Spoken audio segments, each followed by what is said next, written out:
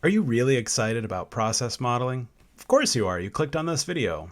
Well, if you're a little bit not excited, I want you to consider this. A lot of companies are going through a digitization and automation process right now, and because of that, business process modeling is probably more valuable than it's ever been before. In this video, what we're going to do is create a really simple process model and then take that process model and start a dialogue with a couple of large language models, namely GPT and Google Bard, and see if there's any way that the large language models can give us suggestions or feedback on the work that we've done. And also, we'll continue the dialogue with the large language model to see if it can help us define how we would automate the tasks in the processes. Will the LLMs do a good job at that?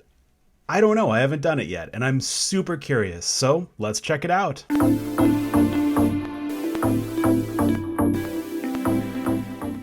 Before we really dive in, I want to give a little disclaimer. One thing I'd like everybody to remember is that a car just drove by. One thing I want everyone to keep in mind is that the purpose of these kind of modeling languages and diagramming languages is to serve as a communication tool with your stakeholders. So if you have a group of people that you're talking to about a business process and you know that half of them don't understand BPMN as a language, you need to stop and do a little 101 with that group to make sure that they understand what they're seeing. This is really important because this only works as a tool for communication if it's a language that everyone understands. If you're lucky enough to have a team that includes big picture thinkers and detail-oriented thinkers, getting them all to work together, bringing that diversity of perspectives together, will give you the best results. So now that that disclaimer is out of the way, let's go through a really quick description of BPMN. Simply put, a graphical way of specifying a process or a series of tasks that people and systems can go through to achieve an end goal. What's the purpose of this stuff? Well, it can be used to help educate your teams and your workers on what the processes are. It can be used as something to put up on the wall when you're trying to decide how to optimize your processes. And it can be used to help automate your processes, which is the really exciting frontier for this. So in this video, we're going to create a simple process that we can all easily understand, and we're going to do it in a tool called Camunda Modeler. Camunda Modeler is an open source tool. You can find the source code on GitHub. I'll put a link in the description if you would like to check that out. It's written in Java, and it's pretty easy to use. So I don't know about you, but the only way I can really figure something out is by getting my hands in and working on it. That's the way that I really learn how things go. So let's put together an example with Camunda Modeler. I'll tell you a story. I used to have a mentor back when I worked as a systems engineer, and he would say, if you can't think of any use cases, you have guaranteed at least two use cases: startup and shutdown. There's always going to be a system startup and a system shutdown. So in honor of that, let's create a business process for opening an office for office hours. That's a pretty simple business process. It's pretty concrete. We're not dealing with some abstract kind of thing. But I like it because it's so concrete. It's easy to understand. The other thing I like about it is while it's concrete and really easy to understand, there's a lot of ways to do it. So we should be able to come up with alternatives and decent conversations about the process of opening up an office for business hours. Okay, we're in Camunda Modeler. Now let's go ahead and get started. I'm going to create a BPMN diagram. It already comes with a start task. Before we do anything, I'm going to save the file. Let's save it as open office. There. So now we've got a model for opening the office and supporting the office being open during business hours. So you can drag a task in if you want, or you can just click one right here, append task. And if you click that, it automatically gives you an arrow connecting the start event to the task. Now, if we go here, we can define what kind of a task it is.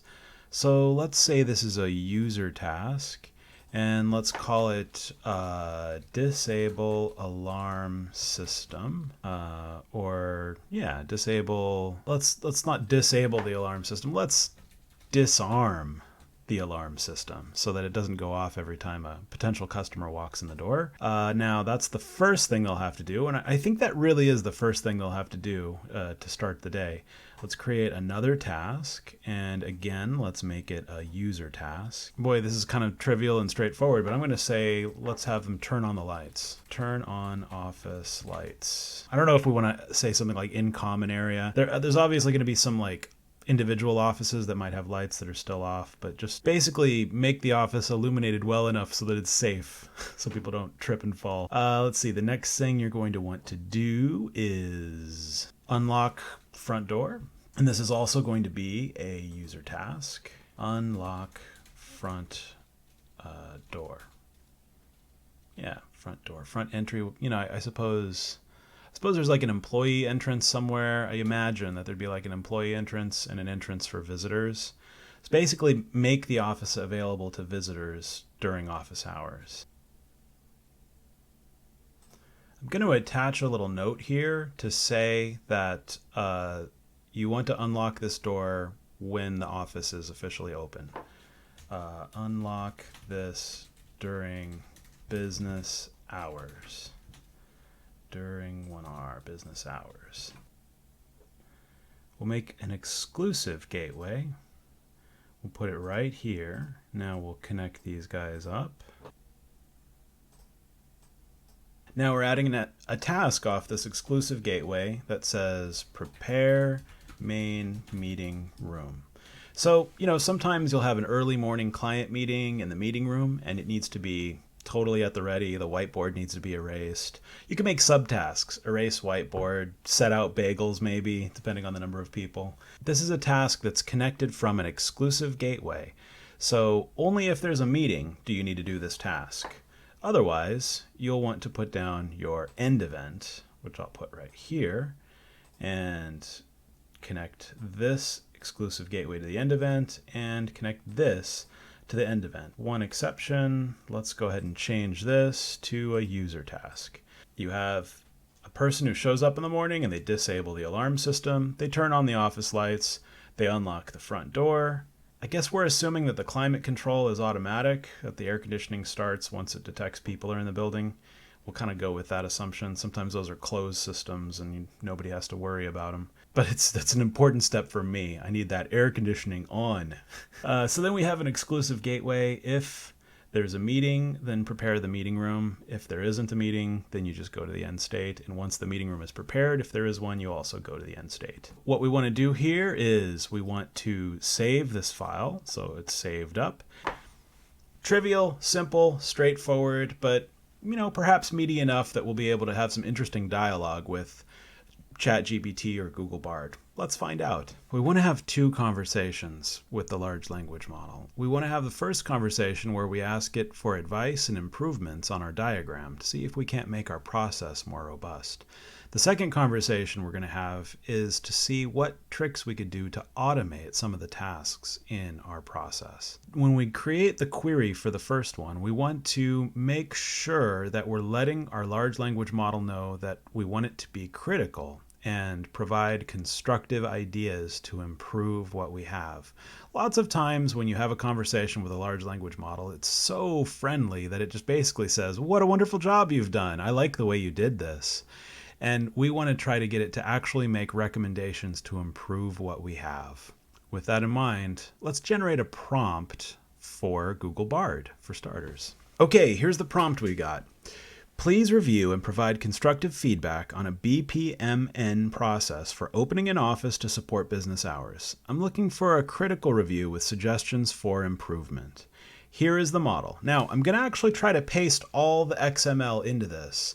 You could just paste the first half of the XML without the locations of the diagram. That might be a little bit cleaner. There's also sometimes a limitation to how much text a model can take. In fact, you know what? I'm going to do that. I'm only going to paste the top half of the XML in. Let's do that. So once it gets to the BPMNDI, I'm going to stop. And I'm not going to put that in. Let's save a copy. File, save as. And I'm going to say remove BPMNDI. So then I'll just go here and I'll remove this part, but I'll leave the closing tags for definition, of course. And then take this. I think we can paste this into Google Bard without too much of a problem. Paste, close quote, and let's see what Bard says. Here we go. Bard is thinking. Here it is. Sure, I can help you with that. Here is my review of the BPMN process for opening an office. Overall, this process is well structured and easy to follow. Thanks. The steps are clearly defined and the flow of the processes is logical. One improvement that could be made is to add more detail to some of the steps. For example, the step unlock the front door could be further defined by specifying what type of key is required. Ooh, that's getting I thought I was dealing with this a little too granular of a level, but that's getting very granular. Okay, who is responsible for unlocking the door and what to do if the door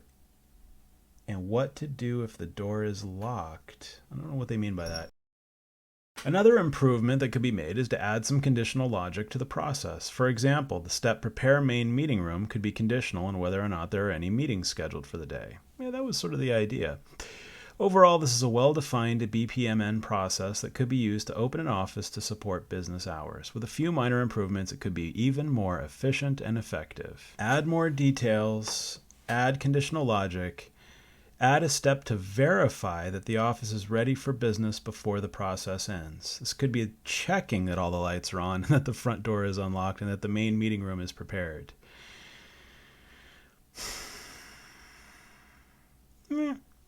I don't know. I was kind of hoping for something a little bit more outside of the box. Like, what happens when you have, we define these as a user task. What happens if the user isn't available? All right, let's try ChatGPT. And just to be fair, I want to use the exact same prompt. So I want to use the exact same prompt with ChatGPT. So I'm going to copy and paste, and let's see what it comes up with. We're using GPT-4 here with ChatGPT. Here's a review of your BPMN process with suggestions for improvement. Your process starts with disarming the alarm system, turning on the lights, and then unlocking the front door, which seems logical. Thanks. After that, there is an exclusive gateway that leads to preparing the main meeting room or ends the process. This is a solid sequence for a basic office opening process. Well, first and foremost, and I didn't really react to this with Google Bard, keep in mind, this read the XML and understood it. The computer read the XML and completely understood it. Brilliant. Just kind of at a high level, looking at the feedback provided by GPT-4, ChatGPT using GPT-4, I would say it hit a grand slam home run. First of all, it describes what the process is that we have in the bullet under 1, flow sequence. And then under 2, it says exclusive gateway decision logic. An exclusive gateway after unlocking the front door indicates a decision point. Typically, an exclusive gateway requires some kind of condition to determine which path to follow. In your process, there's no indication of what the condition would be to lead to either continuing to prepare main meeting room or ending the process. This can be confusing for someone trying to understand or implement the process. Consider adding conditions, descriptive labels, to the outgoing sequence flows of this gateway. Makes sense. Is there a meeting scheduled before noon? Would be probably something we should add to the arrow that goes to prepare a meeting room. Meeting room preparation. Prepare main meeting room is an ambiguous task. See, like that was something I mentioned. Erase whiteboards, put out the bagels, Depending on the office's requirements, a task might involve several subtasks like arranging chairs, setting up the projector cleaning, etc. If these subtasks need to be done in a specific sequence or by different individuals, consider breaking this task down into more specific user tasks or sub-processes. So that's great. That's really good. And I like the way that GPT-4 said it's especially important to break this task into subtasks if it needs to be done by a different person. Like if you need to get the cleaning staff involved, then it probably should be a subtask. Perfect. Good comment. Like GPT is looking like quite an effective stakeholder in this process here. Annotations. You have an annotation for unlock front door task, which is good practice to give additional context. There are other tasks that might benefit from annotations. For example, conditions under which the alarm should be disarmed, or specific light settings. Consider adding them. End events. It's clear from the process when it ends, but adding a descriptive label to the end event can make the purpose more evident. On the end event, put office opened on the end event. That's a good idea. Error handling. There's no error or exception handling in this process. What happens if the alarm can't be disarmed or if the lights don't turn on? Consider adding intermediate error events or additional gateways to handle such exceptions and guide corrective actions. That is kind of the comment that I was looking for when I created this diagram. So GPT-1, right? It created the comment of, what happens if the employee who opens the door is sick? What happens if you flip a light switch and the light doesn't turn on? You know, that error handling is sort of the thing in my mind when I created this diagram that I was hoping that the large language model would give a recommendation on. If there are specific times when these tasks need to be completed, you might consider adding timer events or timer boundaries to relevant tasks. It's another great suggestion. Roles and actors. Assigning roles or actors to take tasks can clarify responsibilities. For example, is the security team's responsibility to disarm the alarm or the office manager's duty to turn on the lights? Assigning roles can make the process more actionable and reduce the ambiguities. Parallel tasks. Consider if some of the tasks can be done in parallel. For instance, while one person is preparing the main meeting room, another might handle the other tasks. If so, use a parallel gateway to represent these concurrent tasks. Great suggestion. And it gives the obligatory nice pat on the back at the end of the large language model text. Overall, the BPMN model provides a clear sequence for the basic tasks required to open an office. However, adding conditions, roles, and handling exceptions can further refine and improve the process. This is really good commentary for a BPMN model. Like, basically, it's all the stuff that I thought would be nice to have someone say when you're creating the little flow that we created together. Now let's go on to the next part of the conversation with a large language model. Let's ask, what can we do to automate these tasks? Use a script task to automate disarming of the alarm system. This could be done by calling a web service or an automated application that's responsible for disarming the alarm system. And that's true. This is something that you can get. You can get applications on your phone that turn on and off the alarm that you give certain people access to. You know, more than one in case one of them's sick or on vacation. Use a service task to automate the unlocking of the front door. You certainly have doors that are controlled by badges or keypads, and you could unlock them during business hours. You could have like one area that's available for outside traffic and then have an internal part of the office where only the workers can get to. So that can certainly be done as well. Use a conditional gateway to automate preparation of the main meeting room. This could be done by checking whether or not there are any meetings scheduled for that day. That kind of makes sense, kind of doesn't. Use a timer to automate the verification that the office is ready for business. This could be done by setting a timer to go off after a certain amount of time and then checking that the lights are on, that the front door is locked, and the main meeting room is prepared. Interesting. It followed on by saying, here are some specific technologies that could be used to automate the tasks in the BPMN process. Web services, automated applications, conditional gateways, and timers. I'd say Google Bard made a better answer on the topic of how to automate than it did on the topic of criticizing the diagram. Let's ask the exact same question to ChatGPT and see what it comes up with. Here goes. So it says you could schedule your disarming and have a smart alarm system. Both of those things make sense, and both of those things are kind of standard practice. Smart lighting systems with motion sensors. So motion sensors is something that Google Bard didn't come up with. It's sort of as if it was talking about the task as an abstract concept instead of thinking about what it really takes to turn on the lights. Motion sensors work. Ha! Wow. It says to prepare the main meeting room, you could use an automated AV setup, makes sense, scheduled climate control, great idea, and robotics. Though more advanced and potentially expensive, robots can be programmed to perform certain physical tasks like arranging chairs or cleaning. That's pretty cool and pretty outside of the box. I think there might be a little ways to go before a mom and pop office buys a Rosie the robot to clean up the office, but I think that's pretty cool that it suggested it. Integrate with other platforms. Platforms like IFTTT, If This Then That, or Zapier can be used to create workflows. For example, when the alarm is disarmed, the lights can automatically turn on, or when the front door is unlocked, the meeting room can start prepping by robots, apparently. So monitoring and reporting. Implement automated monitoring systems that provide real-time data on the state of the office, such as whether the lights are on, the temperature of the meeting room, and the front door is locked or unlocked.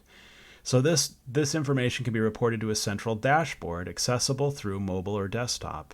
That is a great suggestion. Sort of like an office manager's control center. We created a simple diagram.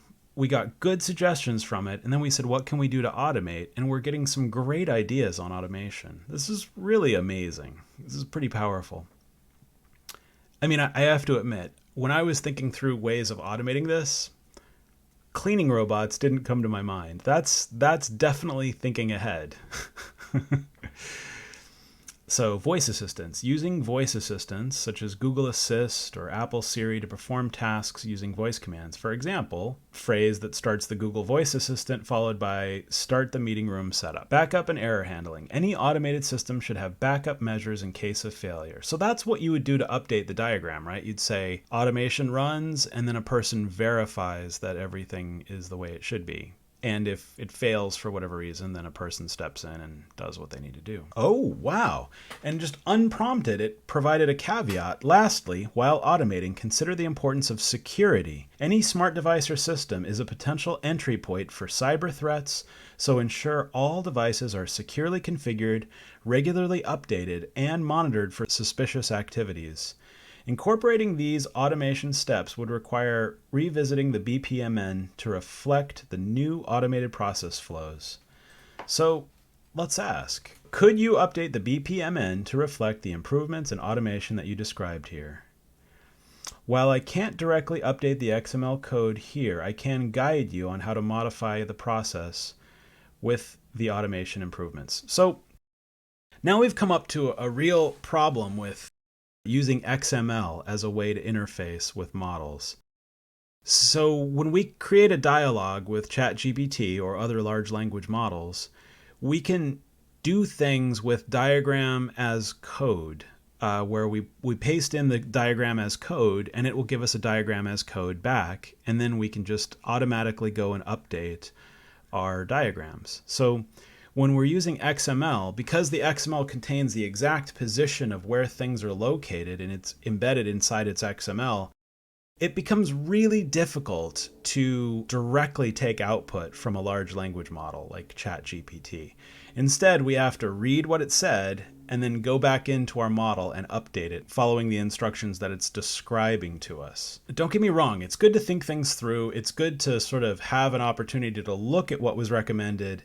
And the process of entering it in, you might find that it may have hallucinated about something, or you may come to an epiphany that there aren't really cleaning robots right now.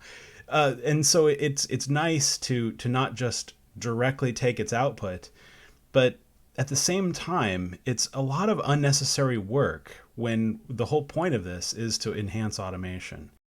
You know, I think inevitably diagrams as code is going to win out over importing and exporting XML because it just makes extra work for the person creating the process. Okay, so what have we learned in this tutorial? You know, one thing to keep in mind, it's tempting to say this model did better than that model, but there's one really impressive thing that both models were able to do, and that is read the XML that's generated from a BPMN model and interpret the meaning from that. So when we prompted the large language models, we didn't go out of our way to tell them what each and every one of the tasks were. We just let it read the XML. So both of the large language models were able to interpret and correctly understand the XML and provide feedback on it. Now, in this case, Google Bard provided very specific constructive feedback to update one of our decision gates. And in the case of ChatGPT, it provided really good high-level feedback. Things like identify the resources who are going to enact this process and look for exception handling cases, which was the comment that I was really hoping one of the models would come up with. This is amazing. There's no reason. Well, let's talk just really quickly about the risks. There's two risks that come to mind when you're working with a large language model. And the first one is they can make stuff up. We like to call it hallucinating. We don't say they're lying because that means you're intending to make a deception. But what they do is they hallucinate. They basically just say what sounds right. Because that's what a large language model is. It's trying to create language that sounds right. The fact that it's able to think through all these things is an emergent property of the large language model. So it can be tricky to tell when it's hallucinating versus when it's not. Sometimes if a human says something they don't know, they get a little nervous and you can kind of tell that they're just punting. You can't really tell that with a large language model because they're designed to sound like they know what they're saying. That's one of the risks, hallucination. The second risk is you don't want to give anything proprietary to a large language model that's run on the internet. You want to run your own large language model or have a special agreement with one that's provided from the internet such that you keep your intellectual property protected. With those two risks in mind, why wouldn't everyone use this? One of the models found a mistake we made, and the other model gave us high-level feedback that was really effective. The kind of thing I was looking for when I created this example. That's amazing. So one comment about working with Camunda Modeler. I did a previous video about mermaid.js, and that's a diagramming as code tool. Basically, it's a tool where you write code, and that code then becomes a diagram. You don't move the boxes around to say this pixel and this pixel is where the task goes. The software does that for you automatically. Now, that approach has a huge advantage if you're bringing a large language model in as a stakeholder, because then the large language model can just feed back to you some updated code based on its recommendations. You should always think about what the large language model is telling you. You shouldn't just take some code that it provides on faith. It's like recently a lawyer took a bunch of information that a large language model provided it on faith. It turns out it made up a bunch of the precedents. So you don't want to just blindly trust a large language model, and to a certain extent there's an advantage to having to take its text and turn it back into a diagram. But at the end of the day, time is a precious resource, and you can review what it says, copy its code out, and make sure that that code is correct probably quicker than you can rebuilding it up by yourself. I think diagram as code is going to win out. The paradigm of importing and exporting to XML is coming to an end. Were you impressed with the feedback from the large language models? Do you think that this is the future for process modeling? Please let me know in the comments below. And hey, if you made it to this part of the video, please like and subscribe for more content like this. Thanks so much for watching. Bye-bye.